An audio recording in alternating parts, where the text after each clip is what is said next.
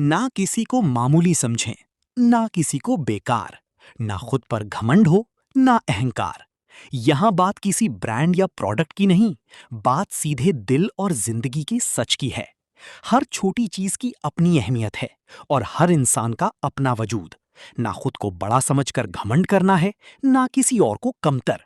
कोई प्रमोशन नहीं, कोई दिखावा नहीं, बस एक अनमोल सोच को आप तक पहुंचाना है। इसलिए इस वीडियो को पूरा देखिए और कमेंट, लाइक, सब्सक्राइब जरूर करें। काले घने बादल छाए हुए थे और जोरों से बिजली कड़क रही थी। गांव के चौपाल के पास ही संजय और राकेश दोनों की राशन की दुकानें आमने सामने थी। वैसे तो दोनों दोस्त थे, लेकिन धंधे के मामले में दोनों की किस्मत बिल्कुल अलग थी। संजय की दुकान पर सुबह से शाम तक ग्राहकों की लाइन लगी रहती थी, जबकि राकेश मक्खियां मारता रहता था। राकेश बहुत सीधा इंसान था, लेकिन घर चलाने की चिंता उसे हमेशा सताती थी। अरे राकेश भाई, आज बोनी हुई कि नहीं, या सिर्फ हवा खा रहे हो? देखो, मेरी दुकान में तो पैर रखने की जगह नहीं है। संजय भाई, किस्मत किस्मत की बात है, तुम्हारी दुकान अच्छी चल रही है, भगवान तुम्हें और बरकत दे। हमारी तो बस दाल रोटी चल जाए वही बहुत है। अरे भाई, सिर्फ किस्मत नहीं, दिमाग की बात होती है। ग्राहक को कैसे फंसाना है, ये कला हर किसी के पास नहीं होती। अब तुम्हारी दुकान को ही देख लो, सारा सामान धूल खा रहा है। सामान तो सब अच्छा है संजय भाई, बस ग्राहक मेरी दुकान की तरफ मुड़ता ही नहीं। समझ नहीं आता क्या करूं। तभी राकेश की दुकान पर गांव के सरपंच जी आए, लेकिन वो राकेश की दुकान के आगे खड़े होकर संजय को आवाज देने लगे। संजय, जरा 2 किलो चीनी और 1 पैकेट चाय पत्ती देना भाई, जल्दी करना, घर पर मेहमान आए।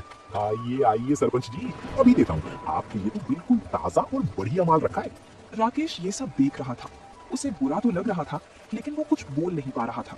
जब सरपंच चले गए तो राकेश ने अपनी दुकान का शटर गिराने का फैसला किया। आज फिर खाली हाथ घर जाना पड़ेगा। घर में राशन के पैसे भी खत्म होने को आए हैं।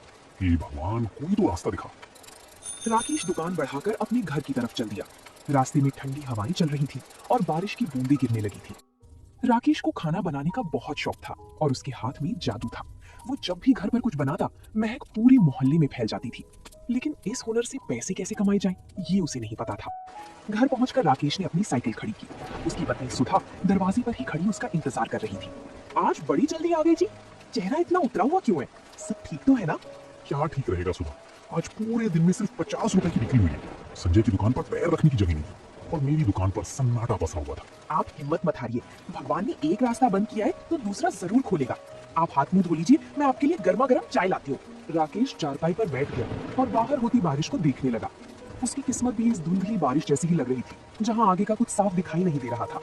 बाहर बारिश तेज हो चुकी थी। मिट्टी की सौंधी खुशबू के बीच राकेश रसोई में चला गया। उदास मन को हल्का करने के लिए उसने खुद ही चाय और आलू के चटपटे पकौड़े बनाने शुरू कर दिए। जब पकौड़ों की खुशबू बाहर तक गई तो सुधा मुस्कुराती हुई रसोई में आई। वाह जी वाह, आपके हाथ के इस स्वाद का तो कोई मुकाबला ही नहीं है। गांव का बड़े से बड़ा हलवाई भी आपके आगे फेल है। अरे सुधा, इस स्वाद का क्या करूं? पेट भरने के लिए तो राशन की दुकान चलनी जरूरी है ना। लोग तारीफ तो बहुत करते हैं, लेकिन इससे घर का खर्च नहीं चलता। एक बात कहूं जी, गुस्सा तो नहीं करोगे? अरे कहो सुधा, इस मुश्किल वक्त में गुस्सा कैसा? जो मन में है साफ साफ कहो। देखिए, बाहर कितनी तेज बारिश हो रही है। इस मौसम में हर किसी का मन कुछ गर्मा गर्म और चटपटा खाने का करता है। अपनी दुकान में वैसे भी राशन का सामान कम ही बिक रहा है, क्यों ना हम दुकान के आगे एक छोटा सा स्टॉल लगा लें? स्टॉल? पर किस चीज का स्टॉल सुधा? हलवाई का काम तो मुझे नहीं आता और उसमें तामझाम भी बहुत है। अरे हलवाई का काम कौन कह रहा है? अपनी दुकान में मैगी के इतने सारे पैकेट पड़े हैं जो बिक नहीं रहे हैं। आप उन मैगी के पैकेट्स को निकालिए और अपनी खास मसालों वाली चटपटी मैगी बनाकर बेचना शुरू कीजिए। मुझे पक्का यकीन है आपकी मैगी का स्वाद सबको दीवाना बना देगा। मैगी? गांव के लोग मैगी खाएंगे क्या सुधा? अरे जी, आजकल के लड़के लड़कियां और शहर से आने जाने वाले लोग मैगी बहुत चाव से खाते हैं। और फिर जब आप उसमें अपने हाथ का जादू मिलाओगे तो कोई मना नहीं कर पाएगा। मैं घर के मसाले कूट कर दे दूंगी, आप बस अपनी कला दिखाना। कोशिश करने में क्या हर्ज है? ठीक है सुधा, कल सुबह मैं दुकान पर थोड़ा जल्दी जाऊंगा। एक बड़ा स्टोव और कढ़ाई का इंतजाम करता हूँ। देखते हैं ये बारिश हमारी किस्मत बदलती है या नहीं। अगली सुबह आसमान में घने काले बादल छाए हुए थे और रिमझिम बारिश शुरू हो चुकी थी। राकेश सुबह सुबह ही अपनी दुकान पर पहुंच गया था। वो अपने साथ घर से एक बड़ा स्टोव, कढ़ाई, कुछ कटी हुई सब्जियां और सुधा के हाथ के पिसे हुए खास मसाले लेकर आया था। उसने अपनी राशन की दुकान के ठीक आगे एक बड़ा छाता लगाया और उसके नीचे स्टोव सेट कर दिया। सामने की दुकान पर संजय अपनी गद्दी पर बैठा राकेश को देख रहा था। राकेश को बर्तन चमकाते देख संजय से रहा नहीं गया और वो हंसती हुई सड़क पार करके राकेश के पास आ गया। अरे राकेश भाई, ये सुबह सुबह क्या तमाशा लगा है? राशन की दुकान बंद करके क्या अब चाय पकोड़े का ठेला खोलने का इरादा है? नहीं संजय भाई, तमाशा नहीं है। दुकान में मैगी के पैकेट काफी समय से रखे थे। सोचा इस रिमझिम बारिश में लोगों को गर्मा गर्म चटपटी मैगी बनाकर खिलाई जाए। मैगी? अरे भाई ये गांव है, यहाँ लोग सुबह सुबह भरपेट रोटी सब्जी खाते हैं। ये 2 मिनट वाली मैगी शहर के चोचले हैं, यहाँ कोई फूटी कौड़ी नहीं देगा। पैसे और समय दोनों बर्बाद कर रहे हो। कोई बात नहीं संजय भाई, कोशिश करने में क्या बुराई है। बैठो, तुम्हारे लिए एक प्लेट बनाऊं? ना बाबा ना, तुम अपनी मैगी खुद ही खाओ और खुद ही खुश रहो। संजय हंसता हुआ अपनी दुकान पर लौट गया। तभी तेज बारिश शुरू हो गई। बस स्टैंड से भीगते हुए 2 राहगीर राकेश की दुकान के शेड के नीचे आकर खड़े हो गए। दोनों ठंड से कांप रहे थे। राकेश ने मौका देखा और कढ़ाई में मक्खन, प्याज और हरी मिर्च डाल दी। जैसे ही सुधा के खास मसाले कढ़ाई में पड़े, उसकी महक पूरी सड़क पर फैल गई। भाई साहब, ये किस चीज की महक है? बड़ी लाजवाब खुशबू आ रही है। भाई जी, ये मेरी खास मसालेदार चटपटी मैगी है। इस बारिश के मौसम में एक बार खाओगे तो ठंड गायब हो जाएगी। बनाकर दूं एक प्लेट? हाँ भाई बना दो। इस बारिश में बस के इंतजार में खड़े खड़े वैसे भी भूख लग रही है, जरा तीखी बनाना। बस 2 मिनट भाई साहब, ऐसी मैगी खिलाऊंगा कि स्वाद भूल नहीं पाओगे। राकेश ने फुर्ती से मैगी तैयार की और गर्मा गर्म प्लेट दोनों राहगीरों के हाथ में थमा दी। जैसे ही दोनों ने पहला चम्मच मुंह में डाला, उनकी आंखें खुली की खुली रह गई। वाह भाई साहब वाह, ऐसी मैगी तो मैंने शहर के बड़े से बड़े होटल में भी नहीं खाई। इसमें जो मसालों का तालमेल है वो तो कमाल है। सच में भाई, उंगलियां चाटने का मन कर रहा है। एक काम करो, हमारे लिए एक एक प्लेट और बांध दो। राकेश का चेहरा खुशी से खिल उठा। उसने तुरंत 2 प्लेट और पैक कर दी। ये देखकर सामने बैठा संजय हैरान रह गया। उसकी समझ में नहीं आ रहा था कि जो मैगी गांव में कोई नहीं पूछता था, उसे लोग इतने चाव से क्यों खा रहे थे। राकेश की पहली बोहनी उम्मीद से कहीं ज्यादा अच्छी हो चुकी थी। दोपहर होते होते बारिश और तेज हो गई, लेकिन राकेश की दुकान पर अब राहगीरों के साथ साथ गांव के युवा लड़के भी जुटने लगे थे। संजय अपनी दुकान में अकेला बैठा ये सब देख रहा था। उसकी राशन की दुकान पर आज गिने चुने लोग ही आए थे, क्योंकि सबका ध्यान तो राकेश की चटपटी मैगी पर था। संजय के दिल में जलन की आग सुलगने लगी थी। तभी गांव के रामू काका छाता तानकर संजय की दुकान पर आए। आइए रामू काका, कहिए क्या सामान निकालूं? आज तो बढ़िया बासमती चावल भी आया है। अरे नहीं संजय, सामान तो घर में है। मैं तो बस ये देखने आया था कि राकेश की दुकान पर इतनी भीड़ क्यों है, वहाँ क्या बिक रहा है? अरे काका कुछ नहीं, वो 2 मिनट वाली नूडल्स बेच रहा है। पता नहीं लोगों की अकल कहाँ घास चरने गई है जो इसे खाने के लिए लाइन लगा के खड़े। अच्छा, खुशबू तो बड़ी अच्छी आ रही है भाई, जरा मैं भी चक्कर आता हूँ, देखूं तो सही राकेश ने क्या नया हुनर सीखा है। ये कहकर रामू काका संजय की दुकान से उठकर राकेश के पास चले गए। संजय गुस्से में लाल पीला हो गया। इस राकेश की इतनी हिम्मत! कल तक मेरी दुकान के आगे हाथ जोड़कर खड़ा रहता था और आज इसके पास पैर रखने की जगह नहीं है। गांव का हर बड़ा छोटा आदमी इसकी मैगी का दीवाना हुआ जा रहा है। तो मुझे कुछ तो करना पड़ेगा, वरना ये मेरी बची कुची गाहकी भी खा जाएगा। शाम को जब राकेश दुकान बढ़ाकर घर पहुंचा तो उसका चेहरा खुशी से चमक रहा था। उसने जेब से नोटों की गड्डी निकाली और सुधा के हाथ में रख दी। सुधा, तुम्हारा आइडिया तो बिल्कुल तीर की तरह निशाने पर लगा। आज मैगी के सारे पैकेट बिक गए और मुझे राशन की दुकान से महीने भर में जितनी कमाई नहीं होती थी, उतनी आज एक दिन में हो गई। मैंने कहा था ना जी, आपके हाथ के स्वाद की कदर एक दिन जरूर होगी। ये तो बस शुरुआत है। हाँ सुधा, लेकिन सामने संजय का चेहरा देखने लायक था। वो गुस्से में मुझे ऐसे देख रहा था जैसे मैं उसकी जमीन हड़प रहा हूँ। मुझे लगता है वो चुप नहीं बैठेगा। आप उसकी फिक्र मत कीजिए, आप ईमानदारी से अपना काम करिए। स्वाद आपके हाथ में है, किसी की जलन से आपका स्वाद कोई नहीं छीन सकता। लेकिन राकेश का डर सही था। उधर संजय अपने घर पर बैठा एक बड़ी योजना बना रहा था। अगली सुबह जब बारिश थोड़ी थमी तो संजय सीधे शहर के बड़े थोक बाजार के लिए रवाना हो गया। उसके दिमाग में रात भर यही बात घूम रही थी कि अगर राकेश मैगी बेचकर अमीर बन सकता है तो वो क्यों नहीं। उसने शहर से 5 बड़े डिब्बे मैगी, बढ़िया किस्म का मक्खन और तरह तरह के महंगे सॉस खरीदे। उसने मन ही मन सोच लिया था कि वो राकेश से बड़ी और आधुनिक दुकान लगाएगा। दोपहर तक संजय गांव वापस आ गया। उसने अपनी दुकान के बाहर एक चमचमाती हुई नई स्टील की टेबल लगवाई, एक बड़ा गैस चूल्हा रखवाया और एक बड़ा सा बोर्ड टांग दिया जिस पर लिखा था संजय मैगी पॉइंट। राकेश अपनी दुकान के आगे कढ़ाई चढ़ा रहा था। उसने जब संजय की ये नई तैयारी देखी तो हैरान रह गया। अरे संजय भाई, ये तो बहुत बढ़िया बात है। तुमने तो बहुत बड़ा स्टॉल लगा लिया, बधाई हो तुम्हें। बधाई अपने पास रखो राकेश भाई। अब तुम्हारी वो साधारण सी मैगी का खेल खत्म होने वाला है। देखो, मैं शहर से असली मक्खन और विदेशी सॉस लेकर आया हूँ। अब गांव वाले तुम्हारी वो सूखी मैगी छोड़कर मेरी वीआईपी मैगी खाएंगे। संजय भाई, बाजार बहुत बड़ा है, ग्राहक किसी एक का नहीं होता। तुम भी कमाओ, हम भी कमाएंगे। भगवान सबको बरकत दे। बरकत तो अब सिर्फ मेरी दुकान पर होगी। अभी देखना, जैसे ही मैं चूल्हा जलाऊंगा तुम्हारी दुकान के सारे ग्राहक दौड़कर इधर आ जाएंगे।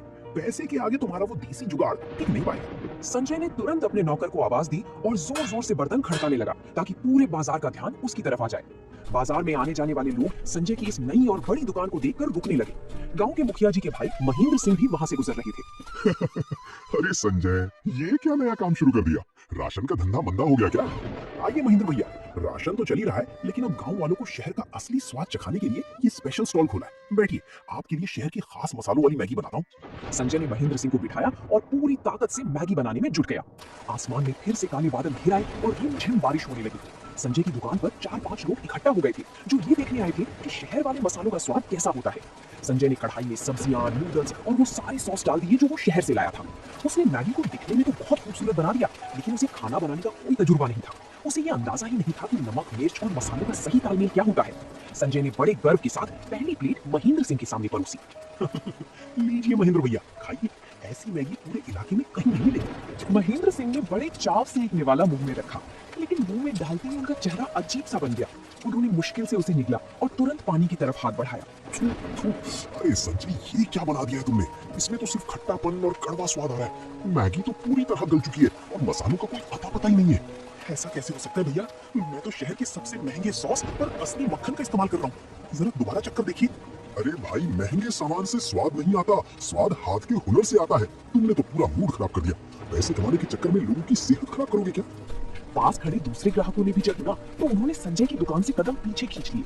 ठीक उसी समय सामने राकेश की दुकान से सुधा के कूटे हुए मसालों और असली देसी तड़के की महक उड़ती हुई आई। वो महक इतनी लाजवाब थी कि महेंद्र सिंह खुद को रोक नहीं पाए।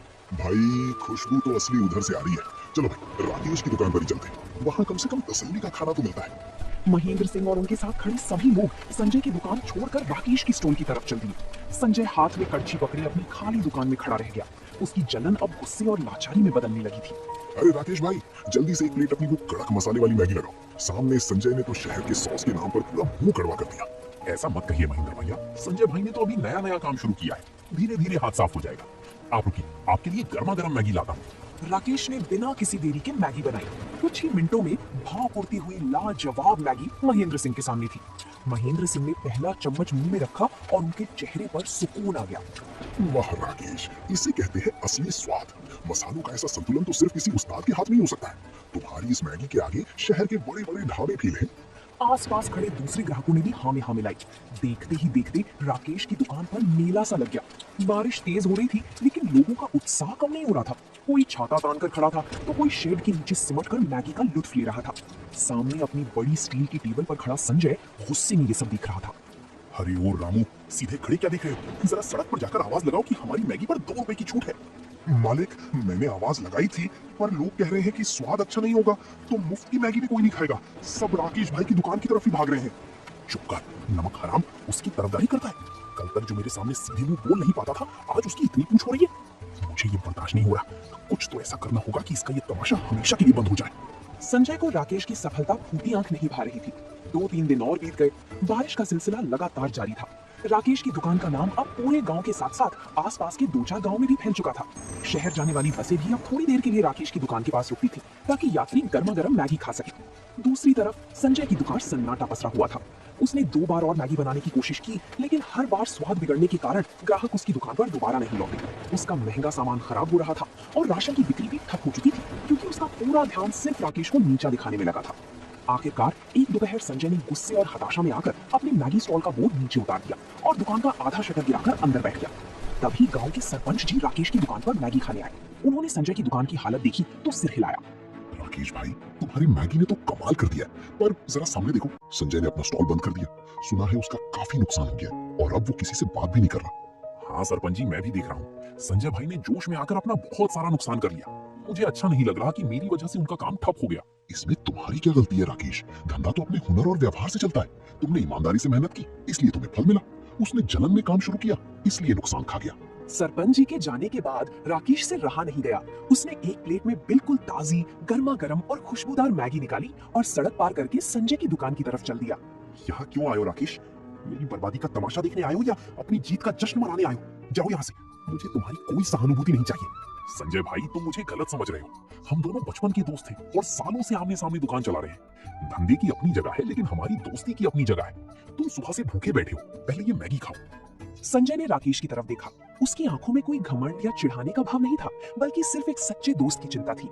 संजय का गुस्सा धीरे धीरे पिघलने लगा, लेकिन उसका अहंकार अभी भी उसे पूरी तरह झुकने नहीं दे रहा था।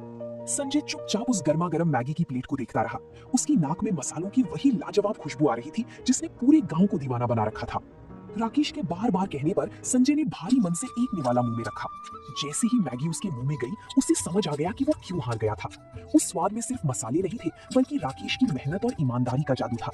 संजय की आंखों में आंसू आ गए। राकेश भाई, मुझे माफ कर दो। मैं कितना अंधा हो गया था। तुम्हारी दुकान चलती देख मेरे मन में इतनी जलन पैदा हो गई कि मैं भूल गया कि तुम मेरे बचपन के दोस्त हो। मैंने तुम्हें नीचा दिखाने के लिए क्या कुछ नहीं किया। अरे संजय भाई, कैसी बातें करते हो? पुरानी बातों को यहीं छोड़ दो। दोस्त हो तुम मेरे। गुस्सा और मुकाबला तो अपनों में ही होता है। दिल छोटा मत करो।